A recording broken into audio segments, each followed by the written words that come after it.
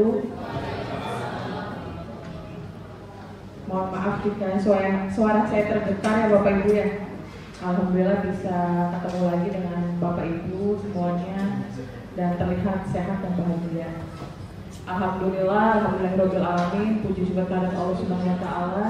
Kita masih diberikan nikmat sehat dan nikmat semangat untuk bisa berkumpul kembali di aula tercinta kita, aula SMK Negeri 2 Indramayu. Dan tak lupa sholawat serta salam tetap tercurahkan kepada baginda kita Nabi besar Muhammad SAW, kepada para sahabatnya dan kita umatnya hingga akhir zaman. Bapak Ibu yang kami hormati dan yang kami banggakan, terima kasih kami sampaikan. Tanpa dukungan Bapak Ibu, kami tidak akan bisa melaksanakan kegiatan yang begitu sangat berarti bagi kami dan semoga bermanfaat untuk Bapak Ibu yang hadir di ruangan ini dan khususnya untuk sekolah tercinta. Baik Bapak Ibu, kegiatan hari ini yaitu diseminasi hasil kegiatan pendidikan kami mengenai tentang budaya positif yang insya Allah di SMK Negeri 2 Indramayu sudah sangat luar biasa dalam pembiasaan budaya positifnya ya Bapak Ibu. Dan untuk acara hari ini nanti yaitu ada susunannya, ada pembukaan, kemudian menyanyikan lagu Indonesia Raya, selanjutnya pemateri dari Bu Haja Lulu, Pak Abdul Rohim, Pak Makrus, dan diakhiri oleh saya dan ditutup doa. Bapak Ibu, untuk keberkahan kegiatan kita pada hari ini, marilah kita bersama-sama dengan membaca basmalah. Dan Bapak Ibu dimohon untuk berdiri, kita menyanyikan lagu Indonesia Raya secara bersama-sama.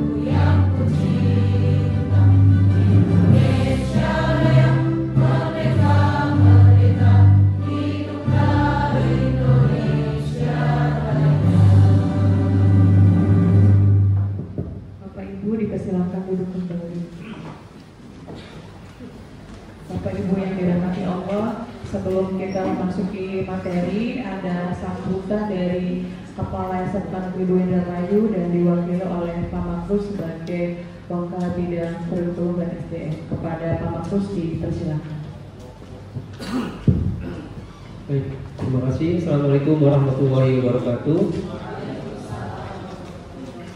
Bapak Ibu yang dimuliakan Allah, pertama kita wajib bersyukur karena kita masih diberikan berbagai macam nikmat yang Allah berikan pada kita semua, terutama nikmat pekerjaan. Karena banyak orang yang mencari pekerjaan, banyak orang yang pengen bekerja di SMK Negeri Indramayu, pengen jadi guru.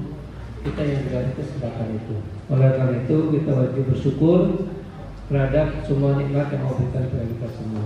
Bapak Ibu yang saya hormati, kegiatan diseminasi ini merupakan salah satu kegiatan dari rangkaian program guru penggerak, di mana kita diwajibkan melakukan aksi nyata dari hasil modul 1.1, modul 1.2, 1.3 dan terakhir 1.4. Kita diberikan kesempatan untuk melaksanakan aksi nyata.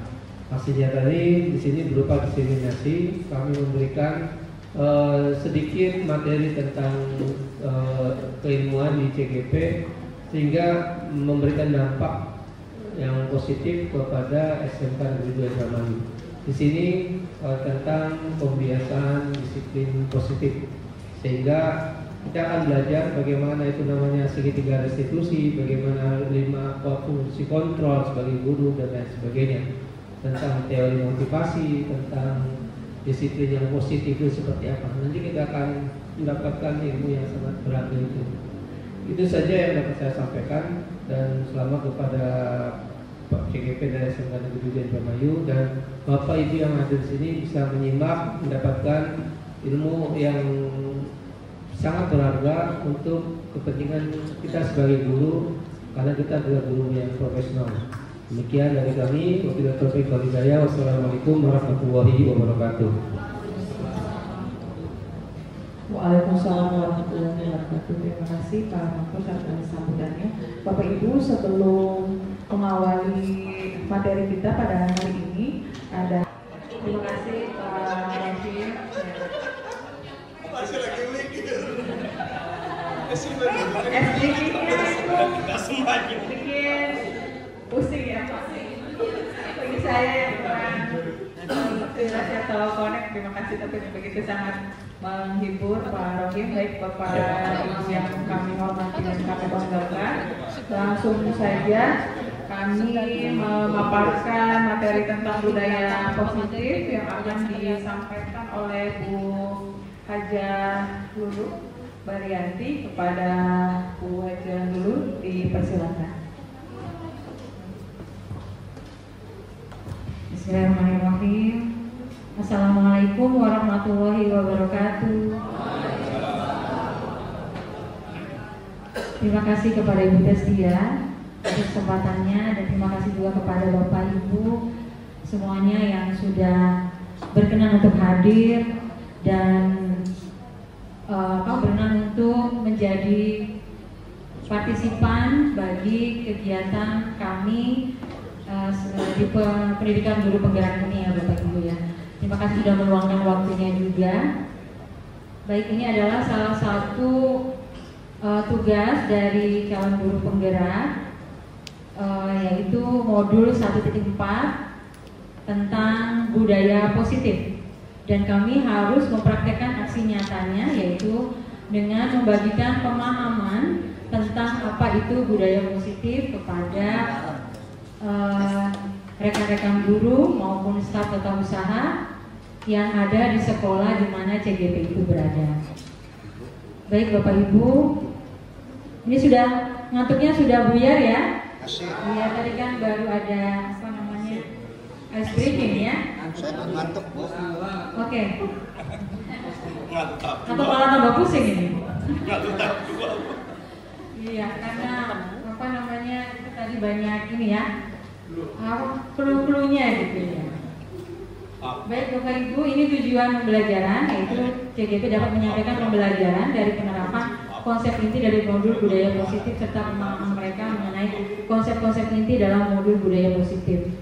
Jadi sebenarnya di SMK Negeri 2 Indramayu ini sudah banyak ya budaya-budaya positif yang sudah diterapkan, antara lain seperti S3 atau 3S? 3S ya. Iya. Jadi apa namanya?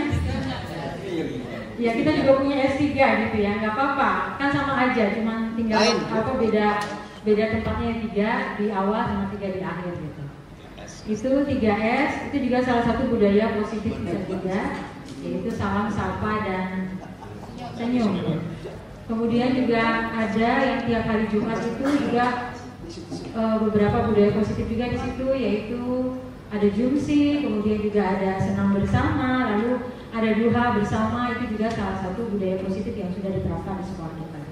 Jadi sudah banyak budaya positif di sekolah kita. Tetapi mungkin ada yang mungkin bisa kita terapkan gitu lebih lanjut setelah kita belajar bersama tentang apa itu budaya positif. Gitu. Mungkin ada yang bisa kita terapkan kelanjutannya yang belum kita terapkan, tapi mungkin kita bisa terapkan ya Bapak Ibu. Baik, ini latar belakangnya dari budaya positif ini. Jadi menurut Ki Hajar Dewantara itu bahwa pendidikan itu berhubungan dengan kodrat keadaan dan keadaannya setiap anak. Jadi andai kata anak tidak baik dasarnya, tentu anak tersebut perlu mendapatkan tuntunan agar semakin baik budi pekertinya. Anak yang dasar jiwanya tidak baik dan juga tidak mendapat tuntunan pendidikan, tentu akan mudah menjadi orang jahat.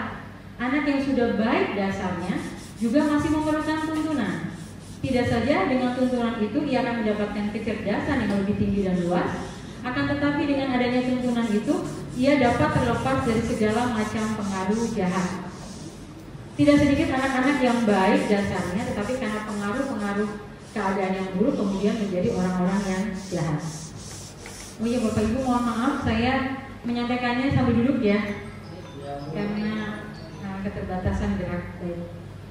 Kemudian oleh karena itu sekolah sebagai salah satu tempat pendidikan perlu untuk membangun budaya positif agar anak atau murid-murid kita tersebut mendapatkan tuntunan agar semakin baik budi pekertinya. Dalam diskusi kita kali ini kita akan meninjau lebih dalam tentang strategi menumbuhkan lingkungan yang positif. Kita akan melakukan refleksi atas penerapan disiplin yang dilakukan selama ini di lingkungan kita. Bagaimana strategi kita dalam praktek disiplin tersebut? Apakah selama ini kita sungguh-sungguh menjalankan disiplin atau kita melakukan sebuah hukuman? Nah, nanti kita juga akan memikirkan kembali kebutuhan-kebutuhan dasar yang dibutuhkan oleh murid kita. Sampai kenapa murid kita itu melakukan hal yang tidak pantas gitu. Berarti ada kebutuhan-kebutuhan dasar dari murid kita yang belum terpenuhi gitu. Nanti kebutuhan-kebutuhan dasar akan disampaikan oleh kalau nggak salah Pak Rohim atau Pak Markus tentang kebutuhan-kebutuhan dasar dari manusia itu apa gitu. Kemudian kita juga akan mengeksplorasi suatu posisi dalam penerapan disiplin. Jadi guru sebagai manajer, bagaimana itu peran guru sebagai seorang manajer? Jadi peran guru itu ketika mendisiplinkan peserta didik atau siswa itu ada yang sebagai penghukum, ada yang sebagai pembuat rasa bersalah, ada yang sebagai teman, ada yang sebagai pemantau, dan yang terbaik adalah yang menerapkan disiplin positif itu guru sebagai manajer, gitu ya.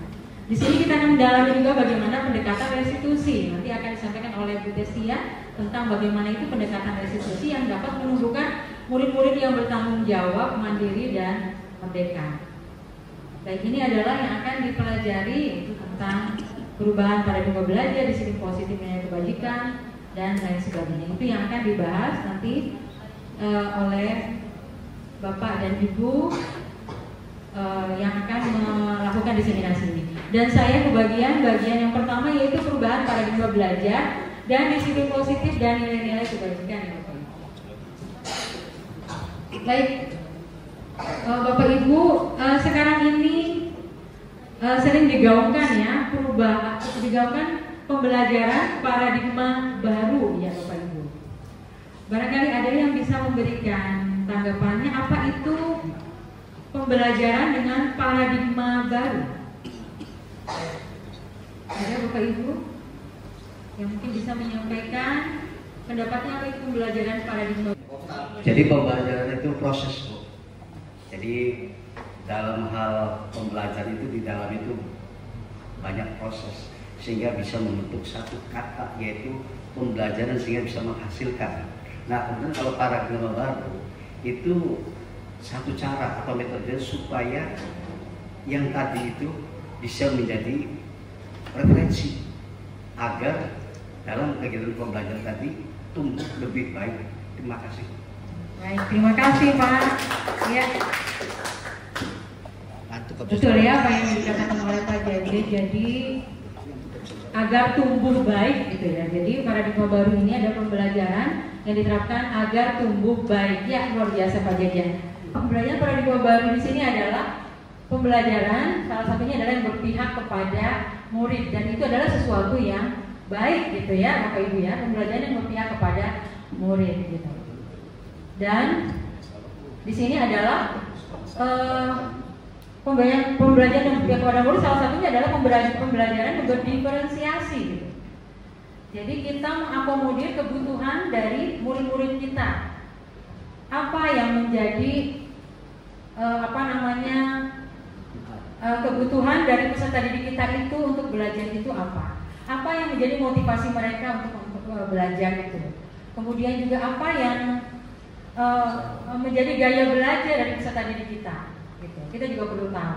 Jadi nanti dari latar belakang siswa yang berbeda-beda, latar belakang sosial, ekonomi dari peserta didik kita yang berbeda-beda gitu ya. Kita kemudian bisa menerapkan pembelajaran yang sesuai dengan latar belakang mereka gitu. Agar semuanya terakomodir, agar apa yang menjadi latar belakang mereka itu terakomodir gitu.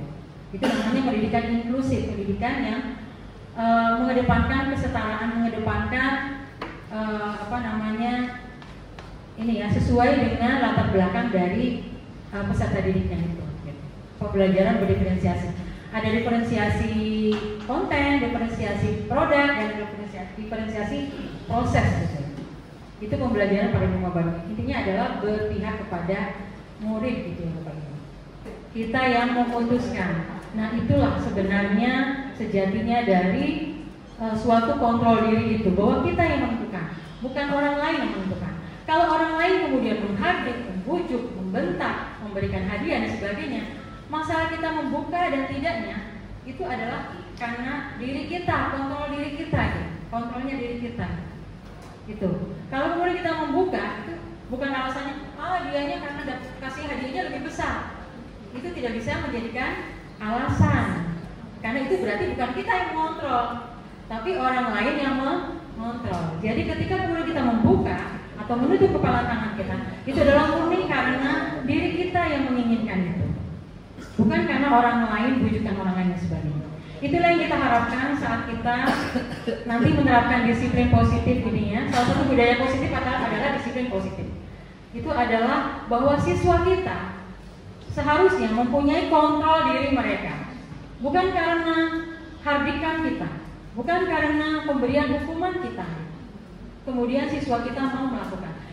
Yang kita harapkan siswa kita itu melakukan konsekuensi atas hukumannya, konsekuensi atas ketidakdisiplinannya itu murni karena kontrol dia sendiri, kontrol mereka sendiri.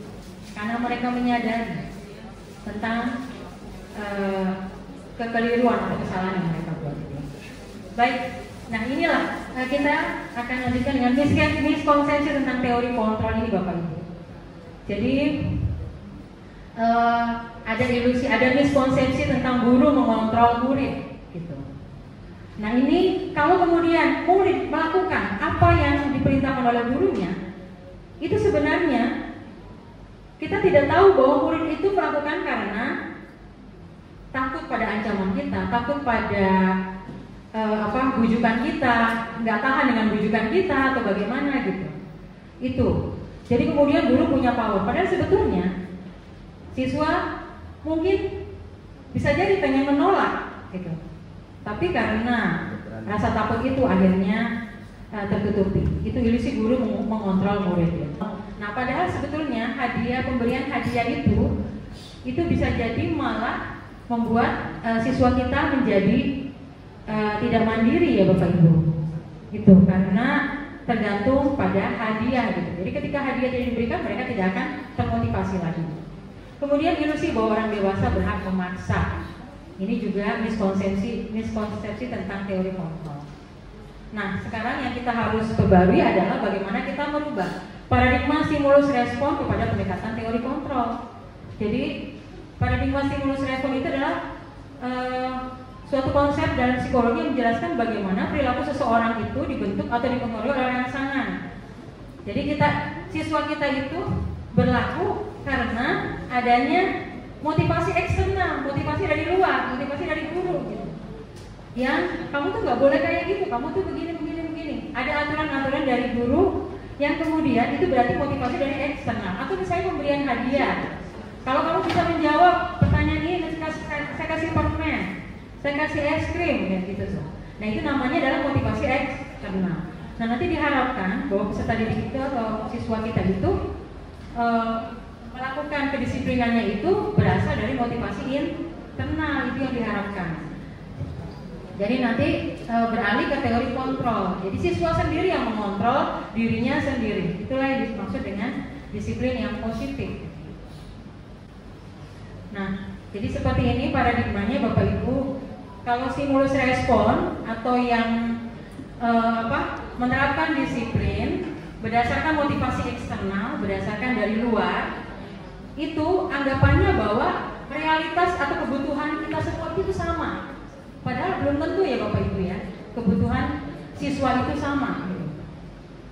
Contoh misalkan ada ya siswa itu yang dia misalkan contohnya ini merebut makanan temannya, merebut makan siang temannya, direbut makan siang temannya. Nah kemudian kita tanya alasannya apa kamu merebut makan siang temanmu itu?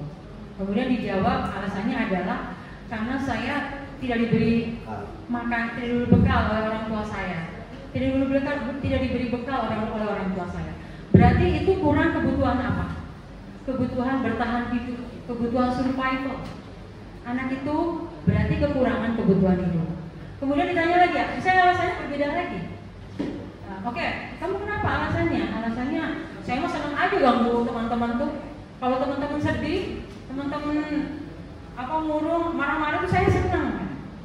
Nah, iya, berarti senang melihat orang lain susah. Nah, itu senang melihat orang lain susah ya.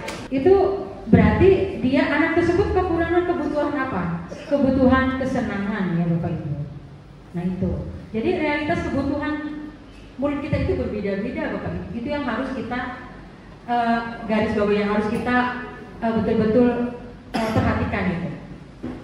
Jadi bisa jadi tindakan indisiplin anak itu mungkin sama, tapi alasannya mungkin berbeda, gitu ya. Nah ini disiplin positif, ada salah satu budaya positif, ada disiplin positif. Jadi disiplin positif ini, oke Bapak Ibu mungkin bisa memberikan tanggapannya apa itu disiplin. Yang menurut pandangan Bapak Ibu, disiplin itu apa ya Bapak Ibu? Disiplin positif adalah merupakan sesuatu cara penerapan disiplin, yang tadi penerapan aturan yang baik tadi, yang mengajarkan anak bertanggung jawab dan menumbuhkan kesadaran diri berdasarkan nilai-nilai kebajikan. Jadi anaknya yang mempertanggungjawabkan dan menumbuhkan kesadaran diri berdasarkan nilai-nilai kebajikan. Jadi bukan kita yang menentukan, oh kamu harus dihukum ini karena kamu lalai masuk kelas telat squat jam atau push up. Nah itu disiplin positif bukan Bapak Ibu? Positif juga dari segi yang tidak dipandang itu tidak baik, baik juga Bu. Baik juga, baik bagi kita dulu ya. Mereka mungkin bisa. Pak Jaja sebagai murid menyukai kontrol diri seperti itu ya. Tapi apakah tadi yang paradigma stimulus respon sama yang paradigma teori kontrol tadi, bahwa setiap kebutuhan itu mungkin berbeda. Mungkin pandangan Pak Jaja sebagai murid seperti itu, senang gitu. Tapi belum tentu murid yang lain, misalnya murid Pak Samsul sebagai murid belum tentu juga kan sama gitu ya. Atau misalnya Pak Mas Fahmi sebagai murid belum tentu sama juga gitu kan. Nah itu. Nah di sini untuk disiplin positif ini adalah kita biarkan siswa untuk mempertanggungjawabkan apa yang menjadi konsekuensi atas tindakan disiplinannya itu gitu, berdasarkan nilai-nilai kebajikan. Makanya mungkin biasanya di awal tahun ajaran baru itu ada kita membuat keyakinan kelas gitu Pak. Nah keyakinan kelas itu yang membuat siapa? Yang membuat adalah siswa gitu. Sebenarnya yang membuat siswa, kemudian guru yang memfasilitasi untuk pembuatan keyakinan kelas tersebut. Nah ini disiplin positif lebih ke arah disiplin diri yang dapat mengontrol diri dalam melakukan segala tindakan.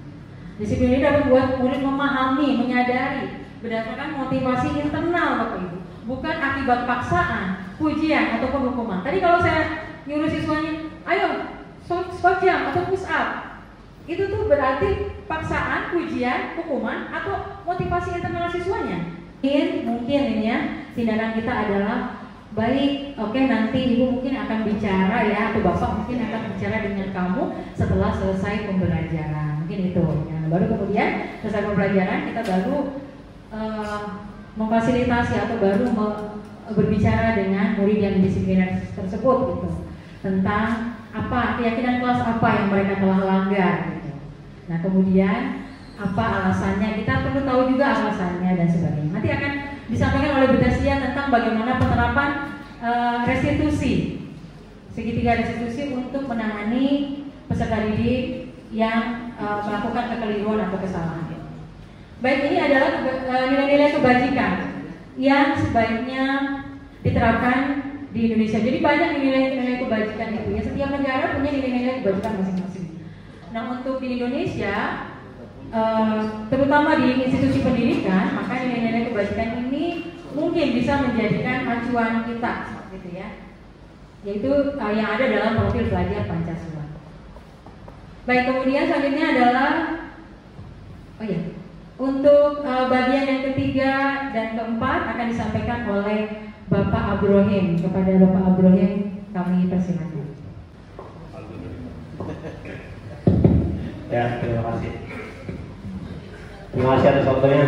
Assalamualaikum warahmatullahi wabarakatuh. Biar selamat pagi. Briefingnya sudah lah ya. Oke, saya akan menjabarkan tentang motivasi perilaku manusia. Ini nanti ada sedikit contoh biar melek juga. Nanti ada sebuah video. Mungkin Pak Mafus bisa melihat dari itu. Belum ya sudah. Di sini udah nggak sebelumnya itu. Jadi nanti sebelum saya menampilkan sebuah video, nanti ini ada untuk motivasi. Nah ini saya jelaskan dulu. Motivasi adalah dorongan internal atau eksternal yang mendorong seseorang untuk melakukan suatu tindakan atau tujuan tertentu. Dalam psikologi motivasi sering dibagi menjadi dua kategori untuk motivasi. Ada yang tadi yang dijelaskan oleh Ibu Lulu, internal dan eksternal tadi. Jadi nanti ada motivasinya. Nanti dulu. Nah ini di sini untuk nanti akan dijelaskan setelah next berikutnya ada yang udah tampilan. Ya, ini dulu. Sambil berdiri aja biar ya. Boleh ditampilkan dulu. Oh, ini. Oke. Ini ada dua video yang saya tampilkan. Nah ini untuk memotivasi anak saja supaya ini untuk ditugaskan ke anak juga. Jadi kita saling berbagi saja. Ini suatu. Nah ini tindakan contoh video awal. Nah, ini ada keterangan. Ini saya bagikan ke anak gitu ya. Nanti ada pertanyaan tematik. Nah berikut video yang kedua. Ini sama, kontennya sama antara video pertama dan kedua, hanya yang terakhir yang membedakan.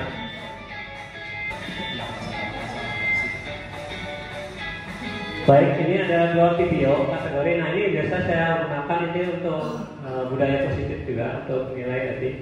Apa yang membedakan video satu dengan video yang kedua? Itu mendidik anak itu ada satu perubahan sendiri. Nah, sebenarnya kita ambil tema ini. Tadinya temanya itu adalah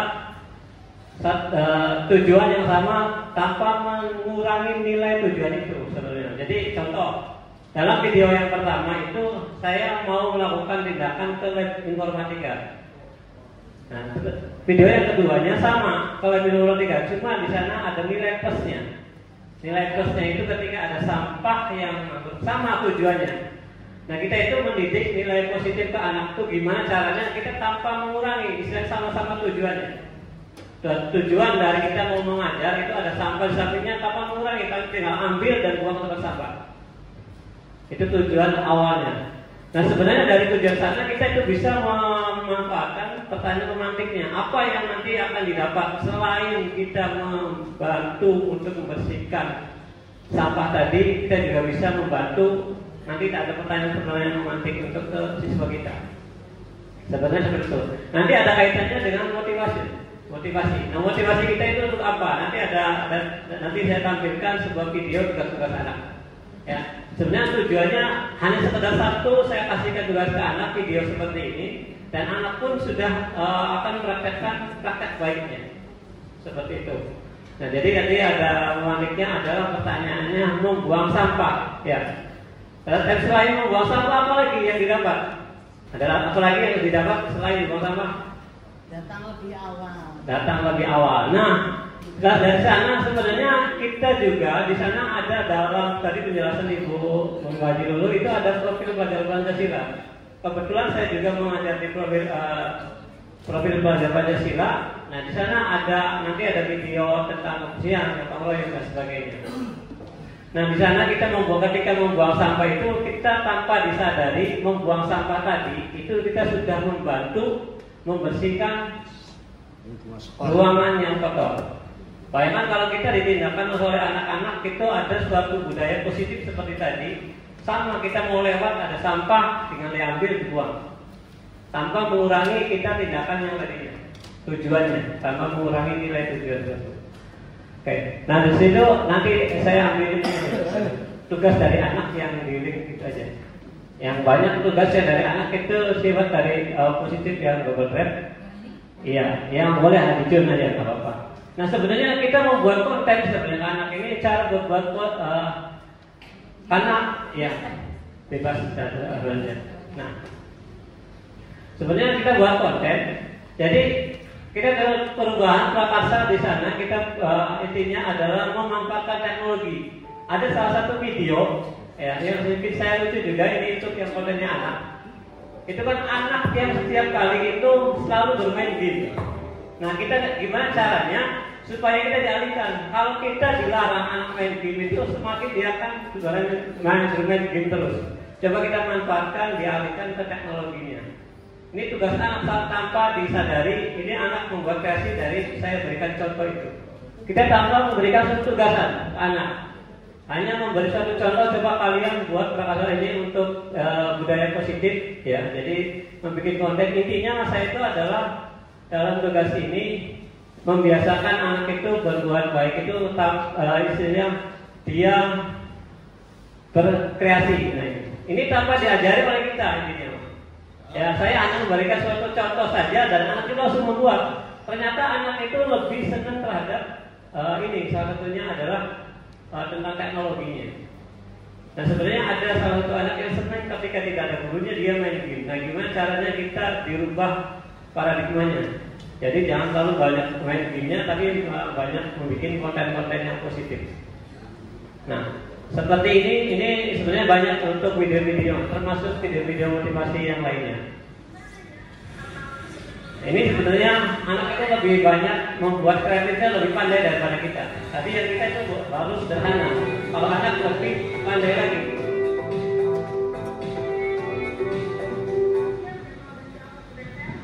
Ya, ini intinya mah kita hanya memberikan coba ini enaknya anak itu seperti apa. Jadi kita mengikuti daripada perkembangan anak. Kalau kita dipaksakan malah tidak bisa. Jadi sebisanya anak aja. Kayak kembali lagi ke pembahasan tadi ada pertanyaan motivasi tadi. Ini tentang motivasi perilaku manusia. Nah nanti ini untuk motivasi perilaku manusia terbagi menjadi 3. Tadi yang sudah dijelaskan oleh Bu Haji dulu. Itu ada untuk menghindari ketidaknyamanan atau hukuman. Nah biasanya kita melakukan suatu tindakan itu ke anak. Biasanya anak mau nurut itu ada 3 kategori biasanya. Ya, 3 kategori menurutnya anak itu karena yang pertama itu kena hukuman. Jadi takut duluan. Pasti dia nurut. Yang kedua itu adalah karena dapat imbalan hadiah. Ini manusiawi. Ya, kalau ketika ada imbalannya, ada hadiahnya, pasti kita semangat. Dan yang terakhir itu adalah untuk menjadi orang yang mereka inginkan dan menghargai diri sendiri dengan nilai-nilai yang mereka percayai. Nah, ini dari kesadaran si anak itu sendiri tanpa adanya paksaan. Jadi ketika saya ambil sebuah contoh tadi video yang saya kirimkan tadi itu adalah sok kamu kreasi sendiri. Karena anak itu dia lebih senang dengan kreasinya. Tanpa adanya imbalan tidak ada. Ya, tidak ada satu tekanan hukuman, tidak ada. Jadi intinya adalah dalam motivasi ini kita itu nanti dibagi, nanti bisa dijelaskan nanti pada materi yang kelima kalau masalah ini untuk yang motivasi ini. Nah, jadi intinya sekali lagi pada motivasi perilaku manusia itu dari eksternal dan internalnya.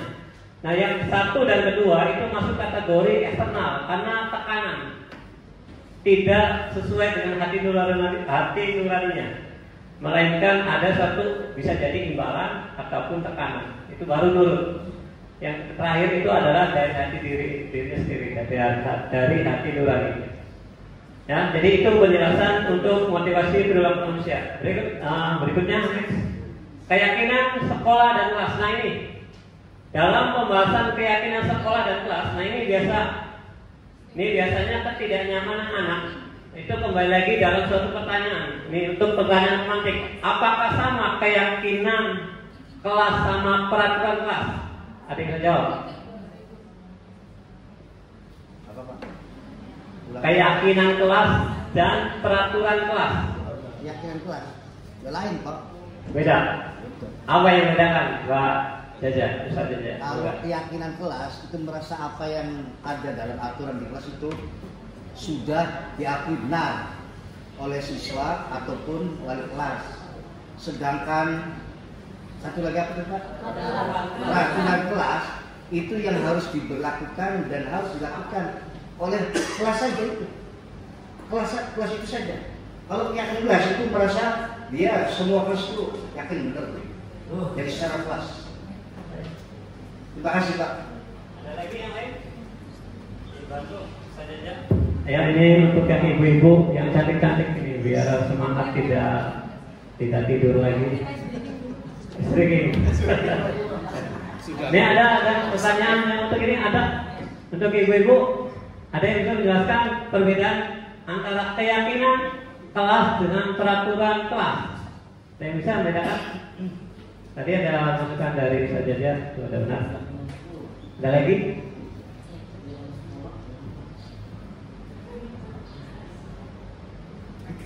Ya, boleh Ibu Desi. Boleh Ibu Desi. Ini aslinya ini adalah guru BK ini aslinya. Ini aslinya ada pelajaran guru BK-nya. Apa? Boleh Bu Desi. Enggak apa-apa. Mana bos itu? Bu Desi. Oh, Bu Resti. Desi. Bu Desi. Duh, ada modus wis enggak kan? Modus. Kenapa Bu Desi Pak? Baik Bapak, mau sedikit aja ya, karena saya juga mungkin masih malam juga. Ini hanya yang kami ketahui gitu ya. Kalau peraturan kelas mungkin dibuat secara sepihak ya, ditaati oleh semua siswa gitu, kesannya wajib. Sedangkan keyakinan kelas itu dibuat bersama-sama antara guru dengan peserta didik dan disepakati secara bersama. Ditaati juga secara bersama. Seperti itu mungkin yang saya pahami.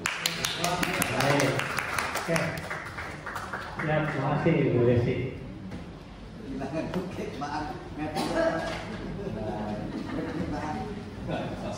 Ya, terima kasih Ustaz Jaja dan Bu Desi. Ya, jadi itu adalah benar.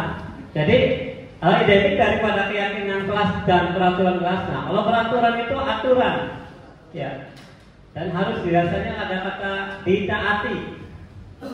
Nah, di sini adalah sesuatu yang ini seperti undang-undang lah. Istilahnya harus tindakan yang harus sekiranya ketika ada suatu kesalahan, maka itu harus peraturan pelanggaran itu biasanya pada peraturan. Nah, sekarang keyakinan ini itu tidak bisa dibentuk, ini harus dalam hati nurani. Jadi sebuah motivasi, keinginan. Jadi ketika untuk kita untuk memperbarui, jadi istilahnya untuk merubah, itu ada satu keyakinan. Nanti ada sebuah contoh-contohnya, ya. Itu salah satunya, makanya sedikit perbedaan. Kalau aturan itu harus dipatuhi. Ketika tidak dipatuhi, maka ada sanksi. Sanksi, ya, betul Pak Ustaz Jaja. Nah, kalau keyakinan kelas di sini itu suatu keyakinan yang tidak ada sanksinya. Jadi harus dari hati nurani dan harus istilahnya bisa juga bersama-sama, bisa juga. Tapi tidak ada sanksi, ya seperti itu. Next Bu Haji. Ada sebuah contoh di sini. Yang apa langsung aja.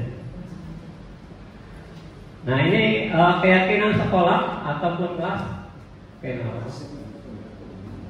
Nah ini keyakinannya bersifat lebih abstrak daripada peraturan. Nah ini sudah dijelaskan secara murid. Keyakinan kelas berupa pertanyaan-pertanyaan universal. Ya. Terus pernyataan keyakinan kelas senantiasa dibuat dalam bentuk positif. Nah ini suatu motivasi. Biasanya kalau saya sendiri itu karena biasa untuk pelajaran untuk bukan ya, karena saya ditugaskan untuk yang di BLK. Pertama kali yang saya buat itu pada anak, pertanyaannya kamu ambil jurusan yang kamu dapat itu untuk apa? Mau tujuannya apa? Nah itu salah satunya adalah dalam bentuk pertanyaan keyakinan bahwa dia sekolah di sini itu mau kemana? Kantor, TKJ. Nah, jadi intinya mau kerja kemana? Nah itu suatu keyakinan sehingga dia termotivasi untuk belajar lebih giat lagi. Nah itu salah satu untuk sebuah pertanyaan. Keyakinan kelas sebaiknya suatu dapat diterapkan di lingkungan tersebut. Semua warga kelas hendaknya ikut berkontribusi dalam pembuatan keyakinan kelas lewat kegiatan curah pendapat. Nah itu ada di diskusi tadi. Oke, next berikutnya. Nah ini contoh-contoh keyakinan kelas. Nah ini ada yang kelas 1 SD, keyakinan untuk kelas 5. Ya, setiap anggota kelas perlu belajar. Nah ini salah satunya yang sering kita pada SMK ini. Biasanya kalau saya itu mengambil satu tindakannya adalah arah tujuan anak ini mau apa belajarnya. Ya tadi yang kemarin yang barusan saya ambil sebuah video itu adalah tentang profil belajar Pancasila. Tadi banyak tuh untuk video-videonya, malah ada anak yang gotong royong dan sebagainya. Jadi termotivasi sebenarnya dari anak itu termotivasi dengan sendirinya. Baik, next berikutnya. Oke, itu saja. Ada yang tanyakan saat ini antara untuk motivasi atau minta coba, ada. Nanti terakhir. Kesepakatan kelas, yes. Kalau kesepakatan sama ini, jadi kita bahas itu adalah keyakinan sama peraturan kelas. Jadi kesepakatan itu masuk dalam ini keyakinan kelas. Ya, jadi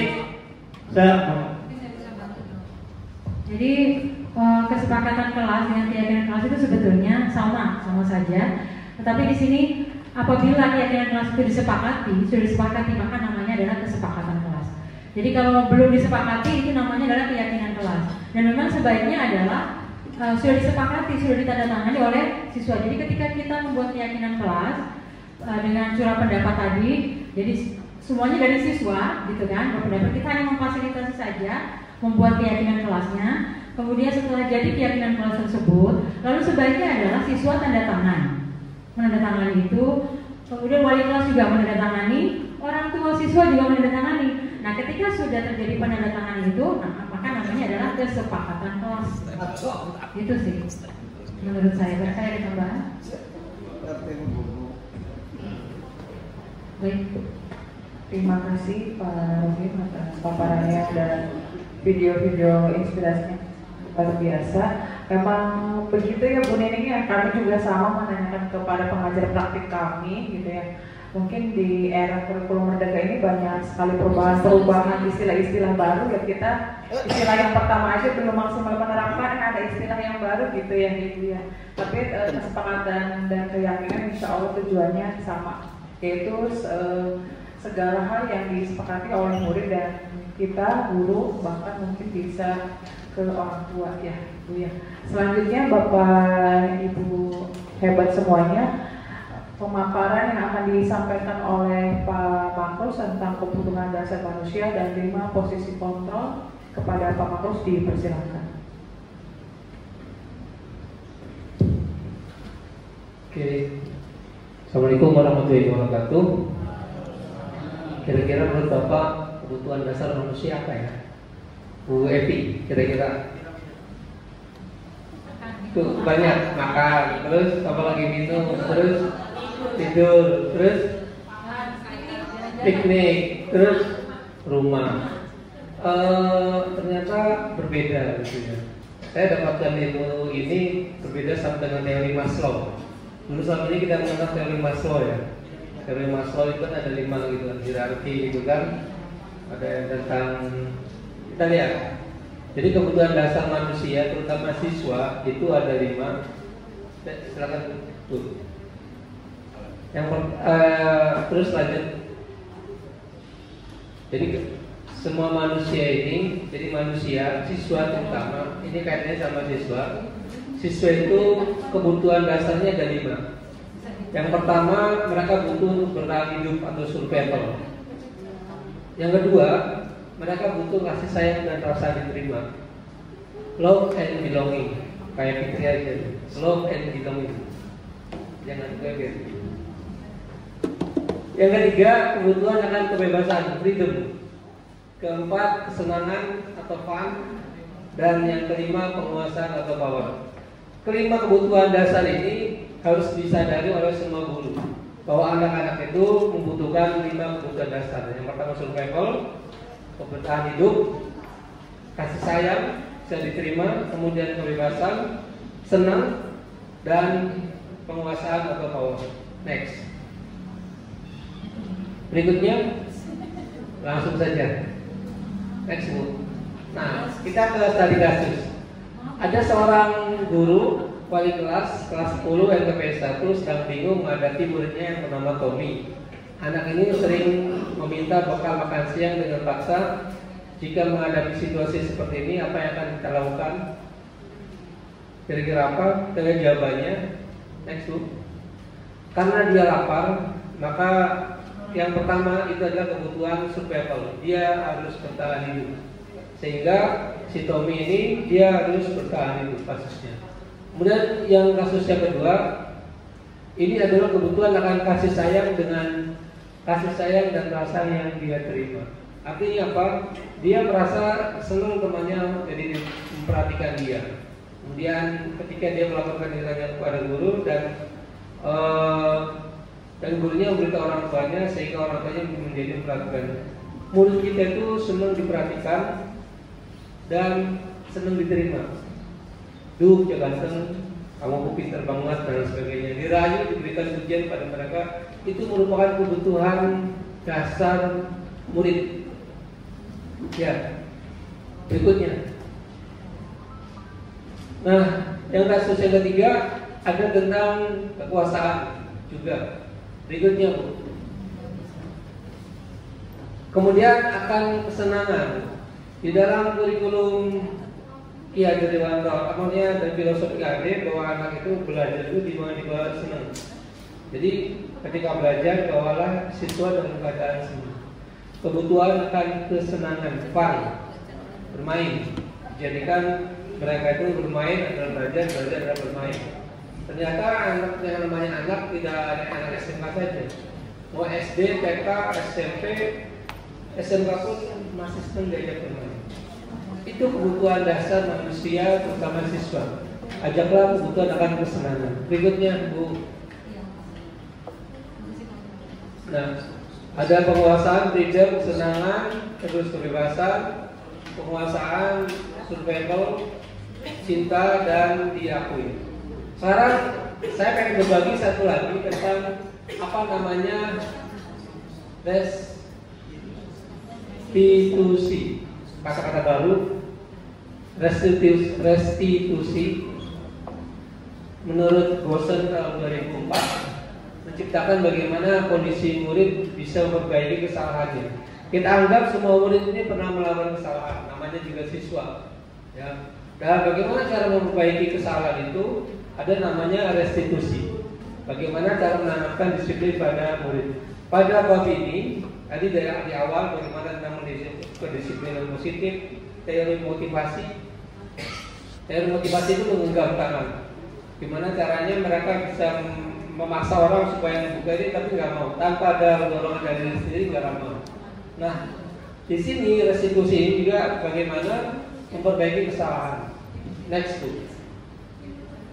Ternyata Bapak Ibu dapat yang baru lagi bahwa kita sebagai guru itu ada 5 posisi kontrol. Ya, dan sering mungkin kita pernah di sini, pernah di posisi sini, pernah di posisi sini. 5 posisi kontrol ini berdasarkan ilmuwan, berdasarkan ilmu pendidikan. Yang pertama, guru sebagai penghukum.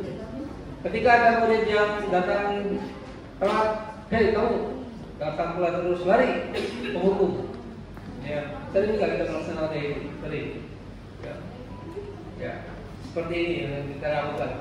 Kemudian guru sebagai pembuat merasa bersalah. Ketika ada siswa datang, biasanya guru kalau posisinya sebagai pembuat rasa bersalah, kamu telah mengecewakan Bapak. Terlalu. Kalau cowok ke cewek patas. Nah, ya sama aja, pokoknya membuat anak merasa bersalah. Ya. Kemudian posisi yang ketiga, guru sebagai teman. Ya. Guru sebagai teman, ya kita memposisikan sebagai teman pada kamu tidak menganggap maunya Bapak sebagai ini, gitu. Tolonglah, gitu kan. Tolonglah Bapak supaya kamu lebih datang lagi dan sebagainya. Ini kita sebagai teman. Kadang kita melaksanakan seperti kayak gitu. Ada juga guru sebagai pemantau. Pemantau. Ketika ada siswa telat, coba lihat peraturannya apa ya gitu. Peraturannya apa? Oh, peraturannya datangnya harus jam 6.40 atau jam 6.30. Kita memantau, kita memberikan aturan, kita memberikan pemahaman dan lain sebagainya. Memantau. Nah, terakhir guru sebagai manajer. Guru sebagai manajer ini yang paling baik, ya, dimana guru mencarikan alasannya kenapa, bagaimana cara memperbaikinya, bagaimana kelanjutannya, seperti apa dan sebagainya. Nah, 5 posisi ini dilakukan semua oleh seorang guru. Kapan, siapa yang terbaik dan sebagainya, tergantung situasinya. Ya. Kadang kita memperlakukan sebagai pembuat hukuman, sebagai penghukum. Ya wajar karena kita memang mendisiplinkan siswa, apalagi di sekolah ketahanan untuk dihasilkan tujuan bermain. Ketika anak melanggar kedisiplinan, ada hukuman dan sebagainya. Tapi timbulnya kedisiplinan yang positif. Apa disiplin positif itu? Disiplin yang timbul dari kesadaran dirinya sendiri. Oke ya. Jadi ada 5 materi saja. Maksudnya 5 posisi ini. Yang pertama penghukum, yang kedua membuat orang bersalah, yang ketiga guru itu sebagai teman, ketiga guru itu sebagai pemantau, dan terakhir sebagai kontrol manager. Ini ilmu yang bisa saya share kepada Bapak Ibu guru dalam mendidik anak siswa-siswa kita. Lanjut Bu, kayaknya sudah selesai. Terus, berikutnya. Kalau ini manajer ini yang terbaik, dia juga pertanyaannya, kenapa kamu telat nak, gitu kan? Kenapa kamu telat? Kemudian, bukankah kamu pengen menjadi seorang tentara? Bukankah kamu pengen punya tujuan, gitu kan? Jadi dikuatkan karakternya. Kemudian evaluasi dirinya. Ini kalau posisinya sebagai manajer. Jadi ditanyakan, dikuatkan wataknya, tujuannya seperti apa, kemudian diposisikan sebagai individu yang positif. Ini yang harus dilakukan kalau guru sebagai seorang manajer. Berikutnya Bu, nah segitiga restitusi akan lebih menarik lagi yang akan disampaikan sama Ibu Dia. Terima kasih dari saya. Assalamualaikum warahmatullahi wabarakatuh.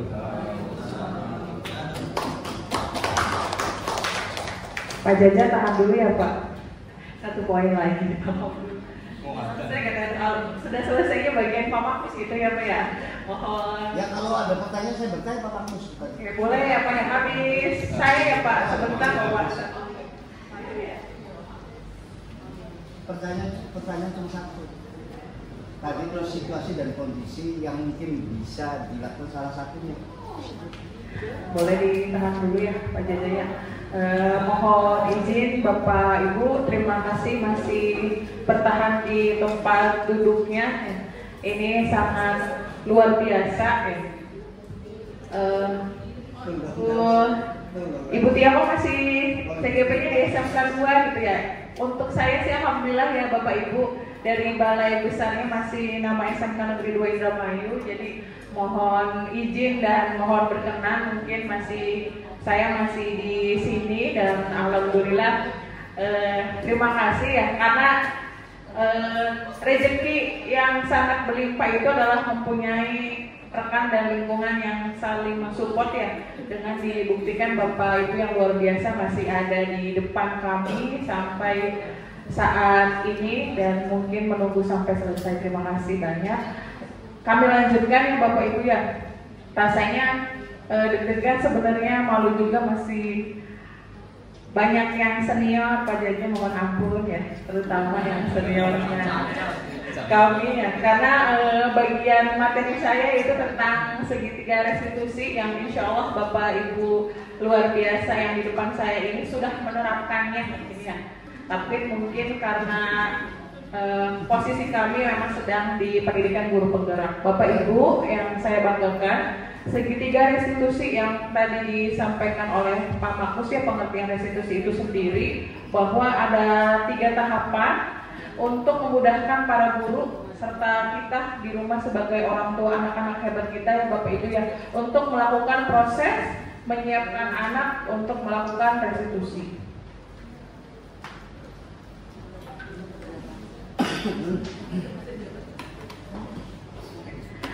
Bapak Ibu, ini segitiganya ya, yaitu ada 3 tahapan dalam segitiga restitusi. Yang pertama yaitu menstabilkan identitas, yang kedua validasi tindakan yang salah, dan yang ketiga yaitu menanyakan keyakinan. Dari tahapan yang pertama yaitu menstabilkan identitas ya, di sini dijelaskan hasil dari pendidikan guru penggerak bahwa berdasarkan prinsip membuat salah adalah bagian dari proses pembelajaran. Tidak mungkin tidak ada yang membuat kesalahan, baik itu hal yang kecil yang tidak bisa kita kontrol ya, maupun disengaja maupun tidak disengaja. Kemudian berperan menggeser identitas murid dari identitas gagal ke identitas yang sukses.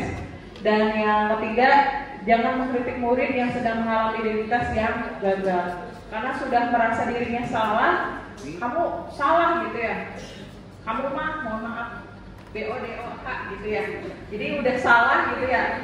Semakin dikritik, oh saya ini adalah manusia yang gagal. Dengan segitiga restitusi itu kita menghindari hal-hal emosional yang seperti itu ya Bapak Ibu. Kemudian dalam menstabilkan identitas, kepada pas kita praktek kepada para peserta didik, Bapak Ibu bisa memberikan kata-kata yang pertama ketika anak, kenapa kamu masuk kelas terlambat gitu ya Pak Jaja. Kemudian pas menjawab kita membuat suatu respon ya, bahwa semua manusia itu tidak sempurna. Saya khususnya juga ya, walaupun sebagai guru pasti pernah berbuat salah mungkin dalam konteks yang berbeda. Jadi kita mengembalikan identitas anak tersebut ya, bahwa tadi kesalahan itu adalah sebuah proses dari pembelajaran. Bagaimana cara kita mengembalikan identitas anak itu untuk bisa memperbaiki kesalahannya dengan beberapa poin respon untuk bisa kita jawab kepada para peserta didik kita. Kemudian validasi tindakan yang salah. Di poin ini yaitu ada 3 prinsipnya, bahwa setiap perilaku berupaya memenuhi suatu kebutuhan tertentu.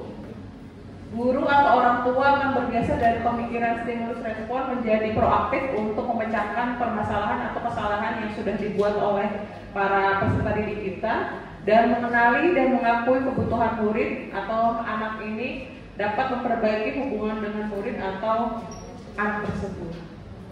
Selanjutnya, ada beberapa jual pertanyaan yang bisa Bapak Ibu lakukan untuk bisa memvalidasi tindakan yang salah. Berikut adalah beberapa kata-katanya. Kamu pasti punya alasan kenapa melakukan hal itu. Pokoknya kata-kata ini insya Allah ya, apalagi Bapak Ibu wali kelas, kemudian di sini ada Bapak Ibu Kakomri, Waka dan sebagainya, pasti sudah selalu memberikan bimbingan kepada anak-anaknya. Namun pemantapan aja di hari ini bahwa apa yang kita lakukan itu sebenarnya sudah segitiga restitusi atau memang belum maksimal. Kemudian yang terakhir yaitu menanyakan keyakinan. Ketika kita sudah menstabilkan identitas, anak sudah mampu mengeluarkan kata-katanya bahwa iya Bu, saya salah, kenapa melakukan hal itu, saya minta maaf. Kemudian tadi kita sudah memvalidasi tindakan yang salah, baru kita menanyakan keyakinan apa yang harus diperbaiki dan sebagainya. Dan menanyakan keyakinan ini menyatakan bahwa pada dasarnya kita termotivasi secara intrinsik. Jangan sampai tadi ya kita muncul lagi ke peraturan, tapi keyakinan bahwa anak akan memperbaiki kesalahannya dalam diri sendiri. Kemudian ketika identitas sukses telah tercapai langkah 1 dan langkah 2, maka murid akan siap untuk dihubungkan dengan nilai-nilai yang dia percaya dan berpindah menjadi orang yang dia inginkan. Di sini ada kata-katanya ya. Baik kamu salah ya, apakah ada hal yang harus kita sepakati untuk bisa merubah kesalahan kita itu ya. Nanti ada selalu bertanya biar anak itu tergali motivasi dalam dirinya untuk tidak terpaksa atau dorongan dari kita. Kita selalu menstimulus dan selalu proaktif bagaimana anak bisa memperbaiki kesalahannya dari dorongan dirinya sendiri. Kemudian Bapak Ibu, hal-hal yang harus diperhatikan dalam menerapkan segitiga restitusi adalah perilaku yang salah perlu dikaitkan dengan nilai-nilai atau keyakinan atau kesepakatan yang sudah disetujui bersama. Kesediaan orang yang melakukan kesalahan untuk memperbaiki masalahnya. Tadi dengan menanyakan keyakinan, apakah kamu bisa merubah kesalahan yang ada dengan cara apa yang harus kita sepakati untuk keterbaikan yang akan datang, seperti itu. Pemecahan masalah sebisa mungkin relevan atau memiliki hubungan dengan masalah yang ada.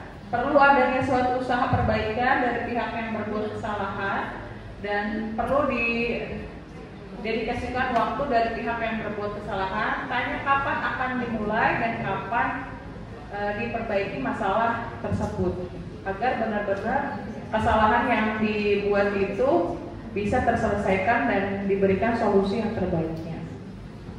Terima kasih Bapak Ibu, cukup sekian dari saya. Mohon maaf jika masih banyak kekurangan. Terima kasih. Assalamualaikum warahmatullahi wabarakatuh.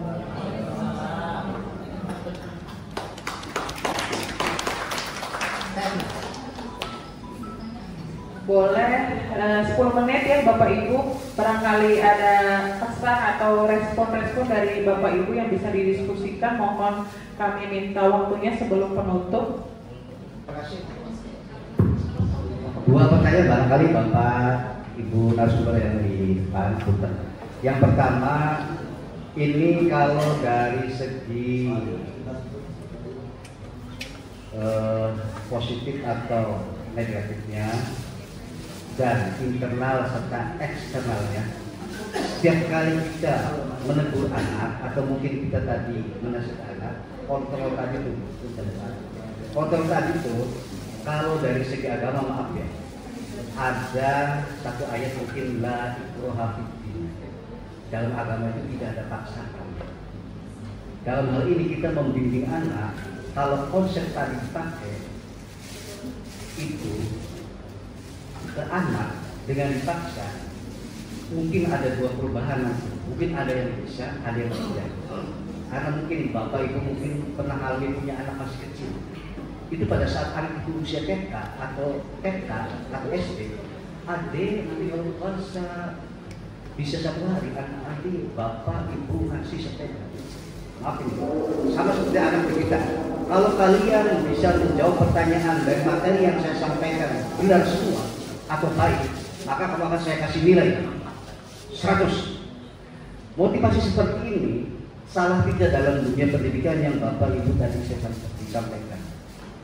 Yang kedua, kalau saja kita tadi Pak Rohim ya, itu kalau ada sampah Pak, Bapak enak sampah cuma satu bersih di atas.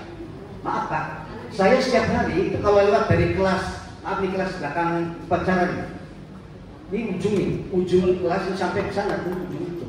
Bapak lewat pagi antara jam 7 sampai jam 11. Bau sedap sampahnya luar biasa. Ini masukan. Terima kasih Bapak Ibu yang saya hormati. Kurang lebih maaf. Assalamualaikum warahmatullahi wabarakatuh. Waalaikumsalam warahmatullahi wabarakatuh. Thank you. Untuk kan di dunia disiplin positif. Iya. Pak Jaja ya. Jadi tadi diibaratkan, makanya ketika kita pengen ngajarkan ke anak, genggam tangannya, di sini ada permata gitu kan, sok supaya di temennya supaya ini dibuka gitu kan, kalau ini dipukul, dikasih uang, dikasih ini, kan kontrolnya gimana? Dari dirinya sendiri kan, begitu dibuka ya sudah gampang selalu. Artinya bahwa kesadaran yang paling bagus untuk merubah sesuatu itu adalah kesadaran dari diri sendiri, Pak. Ini namanya disiplin positif. Memberi hadiah boleh gitu kan, membentak ya tadi, pukul itu kan bisa saja. Tapi yang paling bagus adalah kesadaran sendiri untuk membuka telapak tangan ini. Tidak harus dengan cara dipukul, tidak harus dengan cara ini dikasih es krim apa gitu kan. Tapi begitu ada kesadaran diri sendiri, mudah sekali. Artinya bahwa di pendidikan ini haruslah kesadaran itu harus dimunculkan dari diri sendiri anak tersebut. Ustaz? Siap? Oke. Yang kedua, kesadaran tentang tadi itu membuang sampah dan lain sebagainya. Kembali Pak, membuang sampah dan itu adalah salah satu program, maksudnya perubahan para prakarsa perubahan. Jadi prakarsa perubahan ketika membuang sampah, ketika ada sampah diambil dan sebagainya. Ini merupakan salah satu prakarsa perubahan dari bergerak dan menggerakkan. Ini merupakan kampanye supaya peduli sama lingkungan. Ya. Ini harus dijadikan kepedulian kita semua terhadap lingkungan permasalahan kita. Kembali ke filosofi tadi, disiplin positif. Tanggung jawab kebersihan ini adalah dari diri sendiri gitu kan Pak. Karena semuanya adalah tanggung jawab bersama Pak. Itu ya mungkin karena kita nggak tahu juga gitu kan, sehingga nanti kita akan berikan komplain ataupun masukan ke bagian cara. Terima kasih Pak Ustaz Jaja. Oke. Alam Ustaz, alam. Semangat dong. Semangat. Nah, mungkin tambahan saja Pak Jaja ya, kaitannya dengan pertanyaan Pak Jaja yang kedua tadi itu. Sebenarnya Pak Jaja sudah punya kesadaran diri gitu dengan apa namanya melaporkan ini tuh. Jadi kesadaran diri itu tidak harus dengan kemudian kita turun tangan mengerjakan itu, bukan, tetapi dengan melaporkan, menyampaikan hal ini kepada pihak sekolah untuk kita pikirkan bersama, untuk kita kemudian mencari solusinya. Itu adalah juga suatu hal yang kesadaran diri yang sudah baik gitu Pak. Gitu. Terima kasih. Bolpen saya kembalikan. Enggak, Bapak.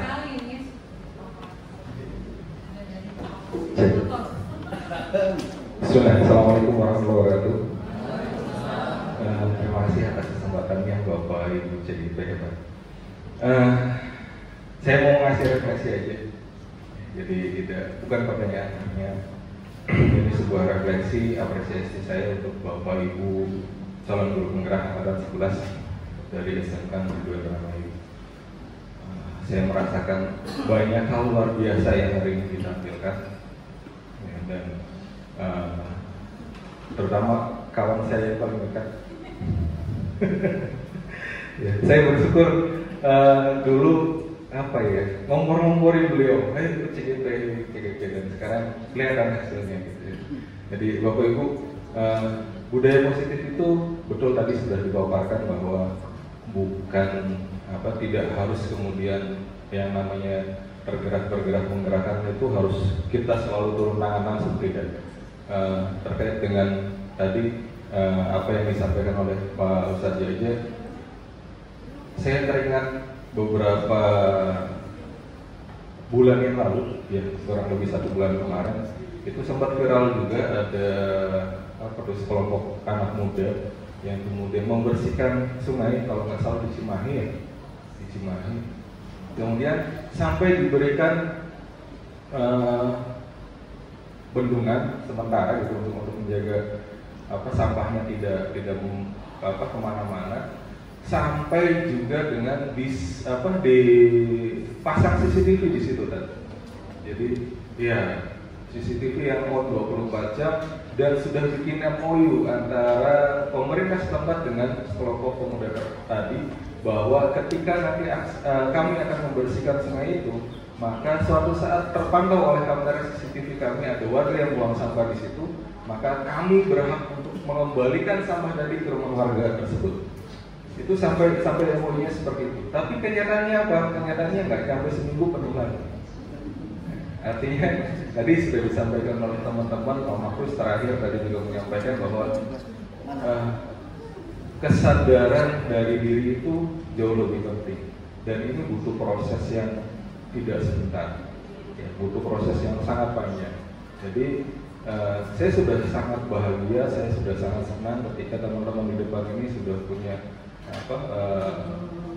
pemahaman tentang budaya positif, pemahaman bagaimana kemudian ada yang namanya kesepakatan kelas, ada yang namanya keyakinan kelas, ada yang namanya tata tertib. Mudah-mudahan ke depan juga sudah tidak ada lagi di SMK 2 punishment gitu kan. Kenapa? Kalau masih hukuman ya bukan kurikulum merdeka gitu, bukan sekolah yang merdeka. Nanti kita buat dalam berjalannya waktu, saya yakin SMK 2 akan benar-benar menjadi kampus merdeka yang aman, yang nyaman buat siswanya. Kemudian semua budaya positif itu muncul dari siswa, ya, dengan bantuan Bapak Ibu guru yang kemudian berkampanye secara masif, ya, bukan lagi menjadi sebuah tata tertib yang yang menakutkan. Sama seperti Hapunten, Ustaz, barangkali saya salah, mohon diluruskan. Sama seperti sholat. Sholat ini bagi sebagian kita adalah aturan, harus sholat. Tapi bukan menjadi sebuah keyakinan bahwa kita yang butuh sholat. Nah, ketika sholat itu adalah sebuah keyakinan, kita yang butuh sholat, kita yang butuh waktu untuk bersyukur kepada Allah, kepada Rabb-Nya, maka insya Allah apa yang disampaikan oleh ustadz-ustadz kita, apa yang disampaikan oleh kiai-kiai kita, bahwa bahwa sholat itu menjauhkan kita dari nahi munkar, itu akan tercapai. Tapi kalau kalau sholatnya hanya sebagai penggugur kewajiban, tata tertib tadi, aturan yang harus dijalani, ya sampai kapanpun makna sholatnya nggak akan terlalu. Mungkin itu sedikit dari saya. Sekali lagi saya apresiasi dengan Bapak Ibu semua. Saya minta tepuk tangan buat Bapak Ibu CDP yang ada di sini. Terima kasih atas apa yang disampaikan, dan mudah-mudahan semua yang sudah didesiminasikan itu juga tidak berhenti sampai di sini, tapi nanti terus secara masif disampaikan kepada rekan-rekan, kepada siswa-siswanya, supaya nanti menurut betul-betul ada perubahan yang signifikan di SMK Negeri 2 Indramayu. Ya, kita doakan bersama, mudah-mudahan kawan-kawan kita CGP yang ada di depan ini bisa lulus dengan nilai yang terbaik. Dan tidak hanya itu, dan mudah-mudahan nanti juga teman-teman guru muda lainnya bisa segera menyusul untuk jadi CGP, biar sama-sama belajar, sama-sama mewarnai kampus merdeka kita SMK Negeri 2 Indramayu. Terima kasih atas kesabarannya. Kurang lebihnya mohon maaf. Bila kami berdaya, wassalamualaikum warahmatullahi wabarakatuh. Waalaikumsalam. Terima kasih Bapak fasilitator kami atas segala supportnya. Bapak Ibu, sebelum kami akhiri, mari kita berdoa bersama. Semoga segala apa yang kita lakukan itu untuk kebermanfaatan bagi kehidupan kita. Pada Bapak Mahfuz untuk bisa memimpin doa penutup di kegiatan hari ini. Bismillahirrahmanirrahim. Allahumma shalli ala sayyidina Muhammad wa ala ali sayyidina Muhammad. Rabbana zalamna anfusana wa lam taghfir lana wa tarhamna lanakunanna minal khasirin. Rabbana atina fid dunya hasanah wa fil akhirati hasanah wa qina adzabannar. Sallallahu ala sayyidina Muhammadin wa ala alihi wa sahbihi wasallam. Walhamdulillahi rabbil alamin.